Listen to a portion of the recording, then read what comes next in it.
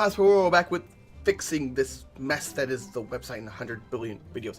Anyway, we have, of course, Marie's hat. It's in the armory. If you're interested in that, check it out. It is in the subscriber section. And we have the hats available tentatively, depending on when you're watching this video, in the armory prize pool available for supporters and subscribers to the FCC website. Alright, now that that's done, let's go into how this was made, of course. This is a piece of, well, scrap upholstery foam. This is what we had lying around. It's quite old. And just a quick tip, if you look, the center of this foam is quite blue and clean and crisp, whereas the outside has gotten dull and dark, different green.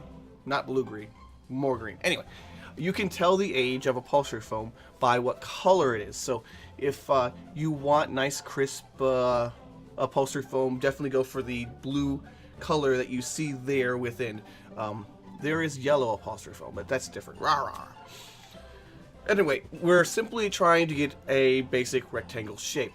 And we're going to be covering it in this cotton broadcloth because we're going to be painting it later on, and we need a good base watercolor type fabric.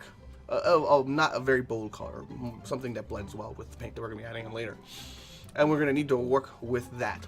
And also, I think it fits the rock. I'm using this material and this color for things we're going to have to do to it, basically.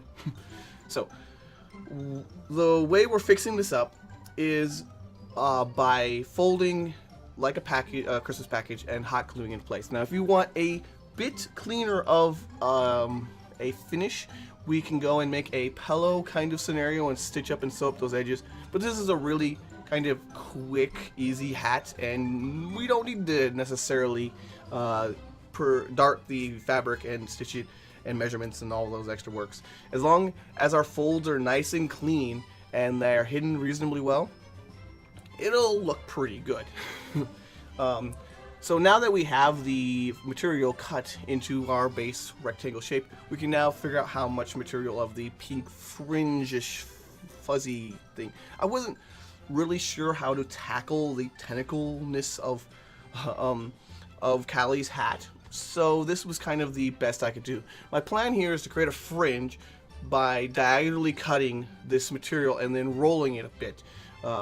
I don't want the pink kind of showing, so I'm going to end up rolling it so that they look like little tentacle bits. Oh, but we're going to do a few things before we actually attach it to the hat. First and foremost is we need a plan for it to actually stick to your head. Now, I'm going to go with hair clips.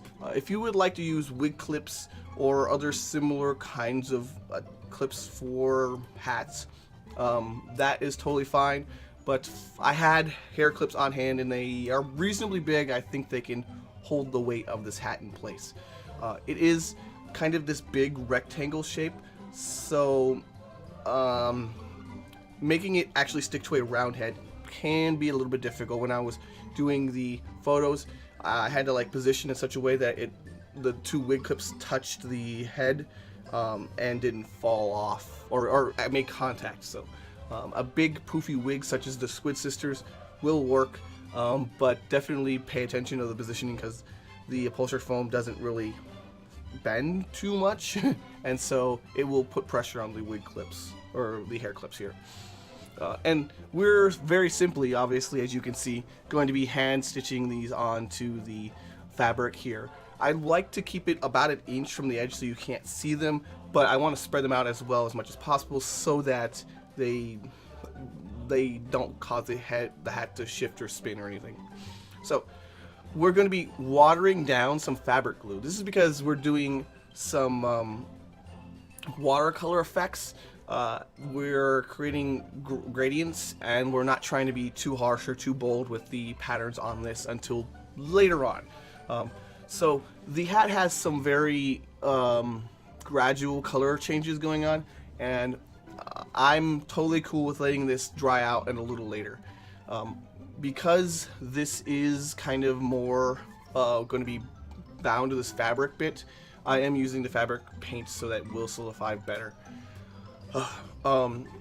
as we go, I'm layering the colors over each other, allowing for them to gradient from the pink to a very, very bright, different pink.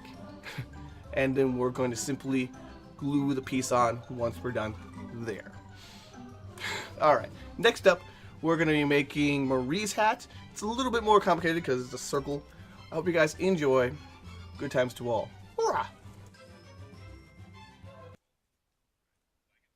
Hey, if you like this video, check out finalcosplaycore.com for the second part. See you there!